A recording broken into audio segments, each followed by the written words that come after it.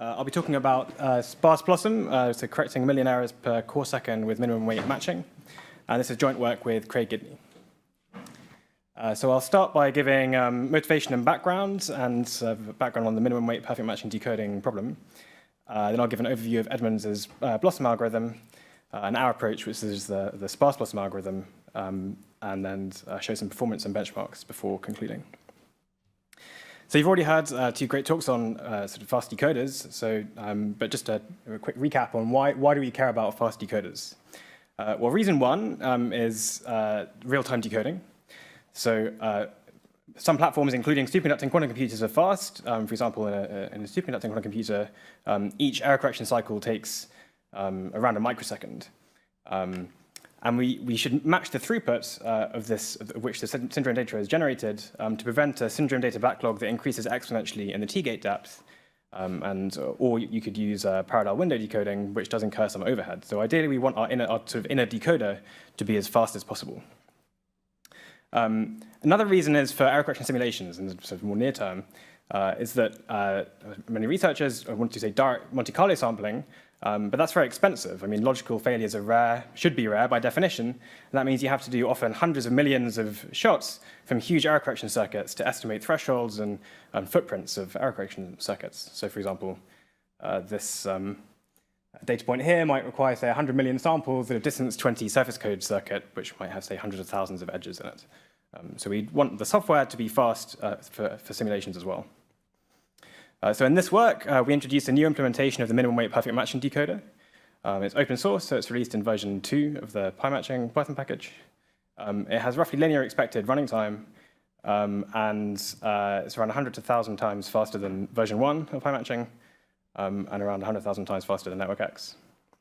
I'm going to do a quick demo at the beginning on running this on experimental data, version 1. So the Google surface code experiment, which sort of was using distance 3 and distance 5 surface codes, the data from that experiment is freely available. So I'm just going to start by using version 1 of PyMatching. I'm going to risk doing a live demo. So I'm going to start that running now. This is the previous version of PyMatching, the minimum weight perfect matching decoder. And I'll come back to this at the end with the new version. OK, so firstly, background. So what are detectors and observables? So a detector is a parity of measurement outcomes that is deterministic if no errors have occurred. So you can think of it as a generalization of a stabilizer measurement to noisy stabilizer circuits. And an example of detector is the parity of 2 consecutive measurements in a surface code memory experiment. A detection event is a detector outcome that is flipped relative to its expected value. So for example, this X error flips this detector, which is the parity of these 2 consecutive measurements in a repetition code circuit. A logical observable is a parity of measurement outcomes corresponding to the measurement of a logical Pauli operator. So say the parity of, say, measuring a string of data qubits along a logical Z observable after a transversal measurement in a surface code memory experiment. So a detector graph represents errors that flip at most 2 detectors. So you have an edge for each error mechanism, and then there's a node for each detector. And so an error associated with an edge flips the 2 detectors at its endpoints. So these blue stars here are detection events, and the red edge here is an error that has occurred. And we assign a weight of log 1 minus p over p to each edge, where p is the probability that that error occurs. And so in the surface code, X and Z errors can be represented by a detector graph, also called a matching graph or a decoding graph in the literature. And we don't need to handle Y errors separately to decode up to the code distance. So the minimum weight perfect matching decoder finds the most probable graph-like physical error. And it solves what we call the minimum weight embedded matching problem in the detector graph. And that's the set of edges of minimum total weight, such that each detection event is instant to an odd number of vertices, and all the remaining nodes are instant to an even edges, and all the remaining nodes are instant to an even number of edges. And that can be solved via a reduction to the minimum weight perfect matching problem, hence the decoder's name, a reduction that was discovered in 1973. So what's a minimum weight perfect matching? So a perfect matching is a set of edges, it's essentially a pairing of nodes in a graph, a set of edges in the graph such that every node is instant to exactly one edge, rather than just an odd number of edges. And the minimum weight perfect matching is a perfect matching where the sum of the weights of the edges is minimized, of all perfect matchings. And both these problems can be solved with Edmonds' Blossom algorithm in polynomial time. So yeah, the decoding problem, this embedded matching problem, can be solved via a reduction to the minimum weight perfect matching problem, like so. So on the left, we have the sort of the string-like arrow with detection events, as I showed you before. And so what you can do is you can construct this path graph in the middle. So you can use Dijkstra searches to find the distance between every pair of detection events and construct this complete graph on detection events. So every edge here represents a path between the detection events and its endpoints, and the weight is the length of that path found with the Dijkstra search. And so there are quadratically more edges in this graph since the detector graph is sparse, so it's a much larger graph. And in this graph, you can then solve the minimum weight perfect matching problem with Blossom's algorithm, the Blossom algorithm. And then the paths in the solution represent the solution to the decoding problem. And so a common approach to implementing the minimum weight perfect matching decoder is to solve each of these steps sequentially. So you construct explicitly this graph and then give it to some subroutine that solves the Blossom algorithm. But this approach is very slow, so it incurs a quadratic overhead, as I mentioned, from this, just from constructing this graph in the middle. And so in the original version of high matching which I wrote at the beginning of my PhD, you can kind of speed this up a bit by truncating this complete graph based on locality, which is much faster than solving it in full sequentially, but it does introduce an approximation. And the speed is still very far from optimal, as we'll see. So a key insight is that you can construct this path graph adaptively. So in reference 1, Austin Fowler's work, and et al., it was shown that the Dijkstra search can be performed adaptively. So you define some initial exploration radius for each detection event in the Dijkstra search stage, and kind of expand this region as required by the algorithm, kind of alternate between these sort of Dijkstra searches and the Blossom algorithm throughout. And our approach is conceptually similar to this and motivated by this work, but it differs in many of the details. So our approach, Sparse Blossom, the path graph is never constructed explicitly, and edges in the path graph are discovered by Sparse Blossom exactly when they're needed by the Blossom algorithm, and forgotten as soon as they're not needed. And so there's no separate Dijkstra search stage, and they're never stored or found if the path graph edges are never stored or found if they're not needed by Blossom. So you can think of it as that we're adapting the Blossom algorithm to the decoding problem itself, which is not minimum weight perfect matching, it's embedded matching. And it's also conceptually similar to some very nice work by Yue Wu, this Fusion Blossom package, which you should check out as well. Okay, so what's the Blossom algorithm? So it was discovered by Jack Edmonds, and it was the first polynomial time algorithm for finding perfect matchings in graphs. And Edmonds also generalized the algorithm to find minimum weight perfect matchings. And it finds a perfect matching through a search for what are called augmenting paths. So what is an augmenting path? So an augmenting path is a path in a graph between unmatched nodes, so nodes which are not instant to a matched edge, and alternating between matched and unmatched edges. So the dashed lines here are unmatched, and the solid lines are matched edges, edges in the matching. And you can see that if you augment an augmenting path, so if you swap matched and unmatched edges along this path, it's like a subgraph, like a path within the graph, you can see you go from 2 to 3 matched edges, or you increase the number of matched edges by 1. And Burgess' theorem states that a matching is maximum, it's the largest it can be, if there is no augmenting path. And this motivates the Blossom algorithm. And so the high-level idea is that you search for these augmenting paths. So you find an augmenting path in the graph, and then you augment it, and then you repeat. But then the problem is, how do you actually find these augmenting paths? And the solution to this problem is to grow and merge what are called alternating trees. And so an alternating tree is now a tree subgraph that alternates between matched and unmatched edges. So it has this structure on the right. So again, dashed lines here are unmatched edges, and solid lines are matched edges. And so it's now a tree subgraph. And there is an alternating tree. You define an alternating tree for every unmatched node. And you can think of this as like being a kind of a structured search within the graph. So it's, the tree is how you're searching the graph for each unmatched node to find its match in some sense.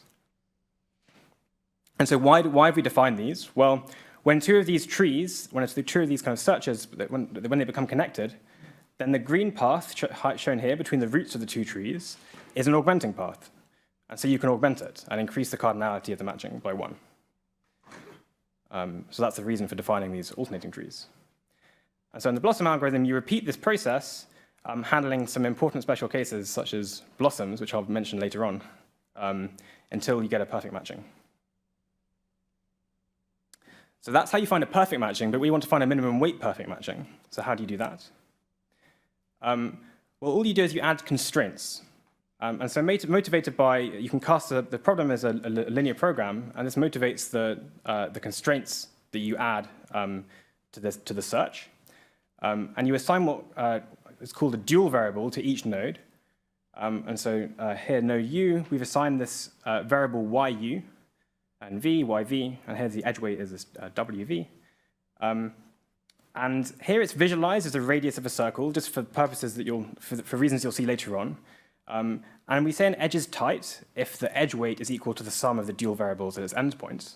And in other words, when these two sort of circles are touching. And we now add this constraint that only the tree edges, alternating tree edges, are only allowed for tight edges, so where these regions are touching. And so now we do exactly the same thing as before. We grow each of these alternating trees, but while still satisfying this constraint. And the way we do that is we increase the dual variables yu and increase the dual variables for the blue circles and decrease them for the red circles by the same amount, such that the edge still stays exactly tight. And that may allow some edges which are adjacent to the alternating tree to become tight and become part of the alternating tree. So you're searching the graph, and you're adding some extra constraints into how you're searching the graph. And you can show that, provided you're always satisfying these constraints, it guarantees that the weight of the perfect matching that you find is minimum once it's found. And again, I haven't mentioned blossoms, because I'll touch on them briefly later, but for lack of time, I haven't. But there are additional constraints. You don't just assign a dual variable to each node. You also assign it to each odd length cycle forming a blossom, which I'll mention later on. And so there are some additional constraints. So a key insight that we use in Sparse Blossom is that you can interpret a dual variable on the path graph as corresponding to the radius of an exploratory region on the detector graph. So because we're applying the Blossom algorithm to a graph with this particular structure, this path graph, it happens that this yu here, you can think of it as it was covering these edges, but these edges correspond to paths through the original detector graph. And so you can interpret yu as literally the radius of an exploratory region around a detection event on the original detector graph. And so instead of constructing this full path graph, and also the other thing to note is that because the Blossom algorithm only considers tight edges, so these are edges which are fully sort of covered by these sort of regions, that means you only have to consider sort of edges in the path graph which are contained within these exploratory regions. And so in Sparse Blossom, a dual variable is what we call the radius of a graph fill region, one of these exploratory regions. So there's like a detection event here, and the background grid is the detector graph. And so we call this a graph fill region. And increasing the dual variable, rather than just incrementing increasing a real number, we're now literally growing a region, an exploratory region, in the detector graph, a bit like a kind of a generalized Dijkstra search. And decreasing a dual variable corresponds to shrinking a graph fill region.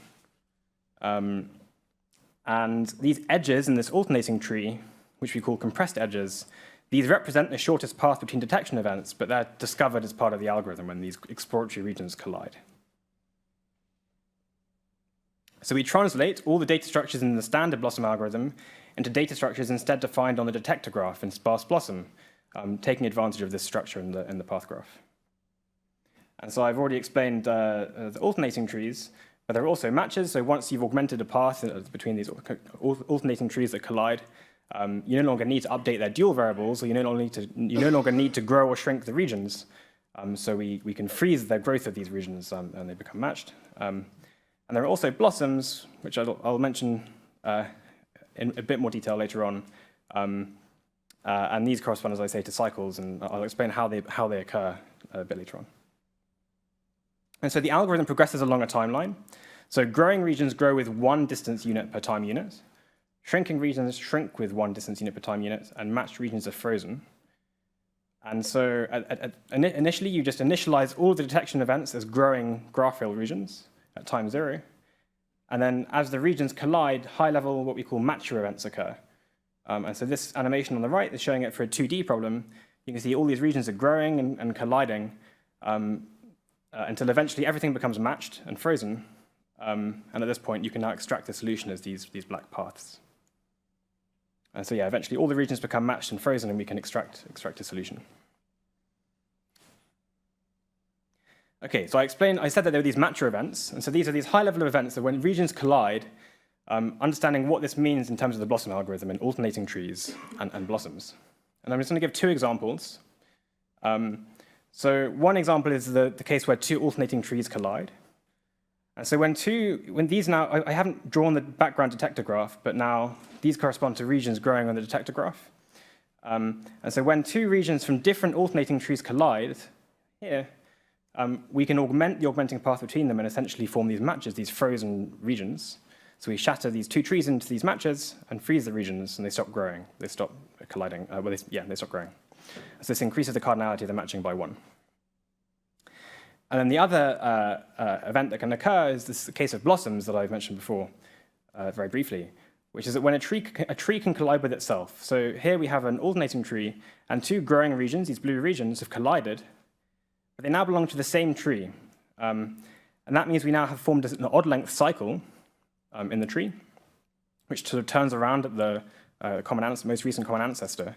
And this now becomes a region. This becomes a node in the alternating tree itself. It becomes a kind of a pseudo node, and the sort of this shell around the blossom is now an area of exploratory growth in the graph. So this cycle, this blossom itself becomes a growing region, which forms part of this alternating tree. And you can have blossoms of blossoms. It's a recursive data structure. And so yeah, this blossom becomes a growing region.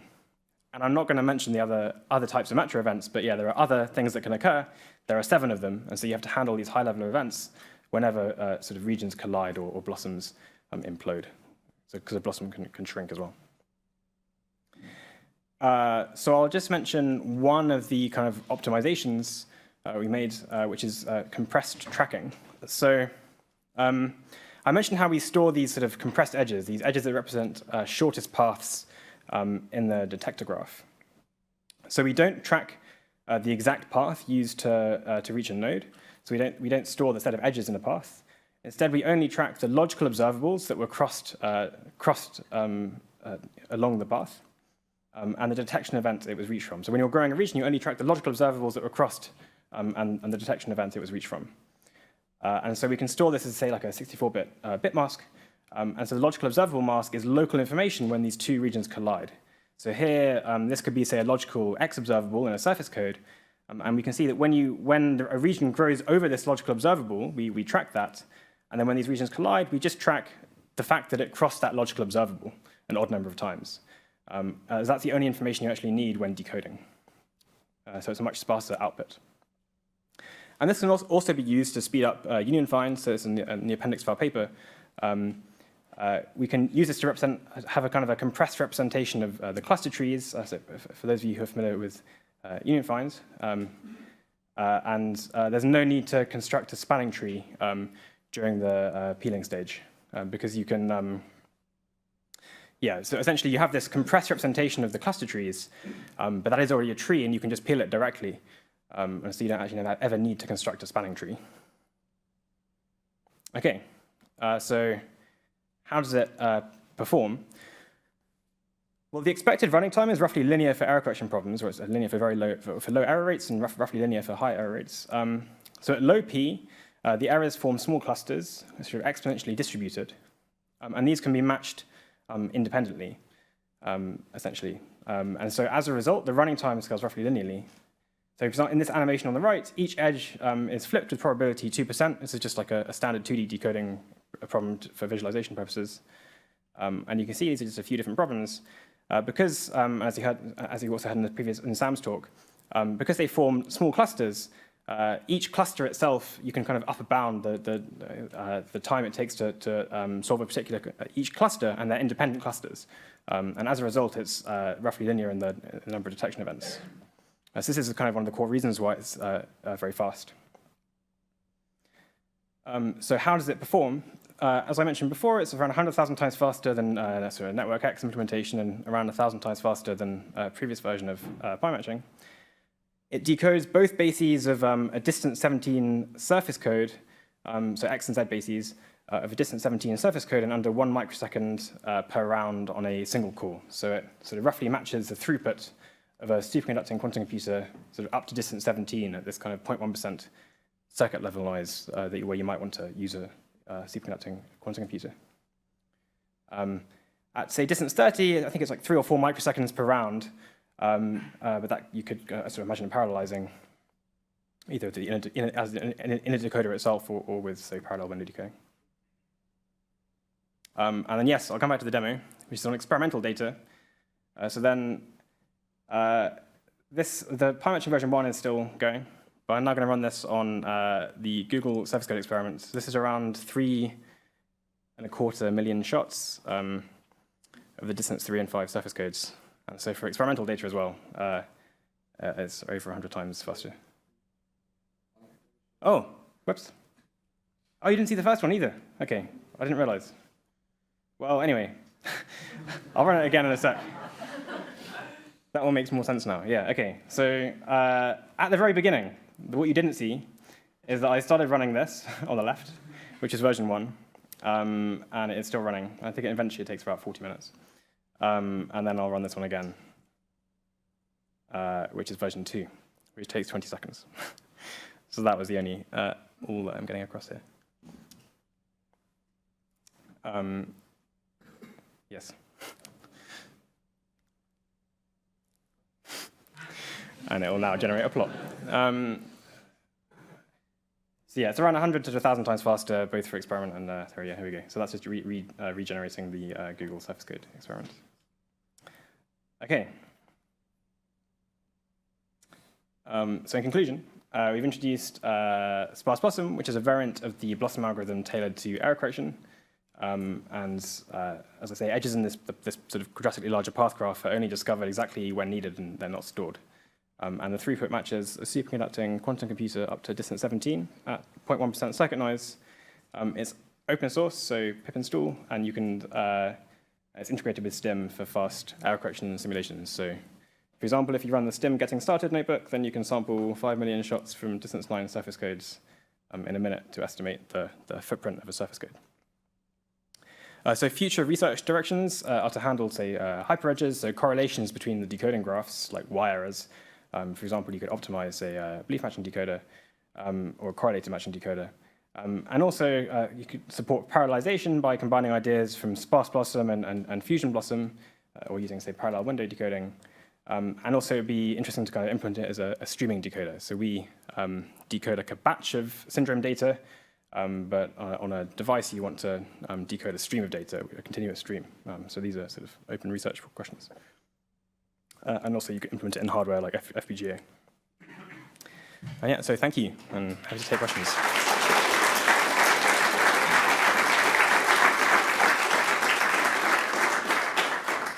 Thank you so much for a great talk and demonstration. I'm glad you brought your laptop. Varun, go ahead. Just a quick question. In some of the GIFs, the clusters grew as hexagons instead of circles in your talk. Is there a particular reason for that? Yes, the circles were purely for visualization, just for a cleaner graphs. They're not circles. Yeah, it will depend on the structure of the graph and the edge weights. But yeah, but I can see the circles are perhaps misleading.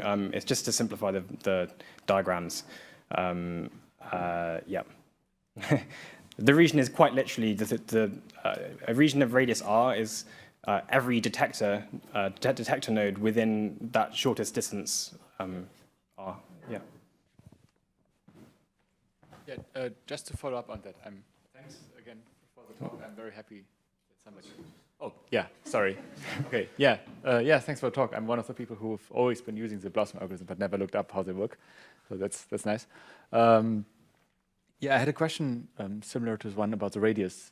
which is so the radius is sort of like the graph sense distance, right? Like you just count the number of edges between the Or the sum of the weights of the edges along the shortest path. Yeah. Yes, right. So the examples that you showed, and I imagine many codes that some people look at may have some kind of extra structure in that you may end up with some detector graphs that are embeddable in some metric space or something like that.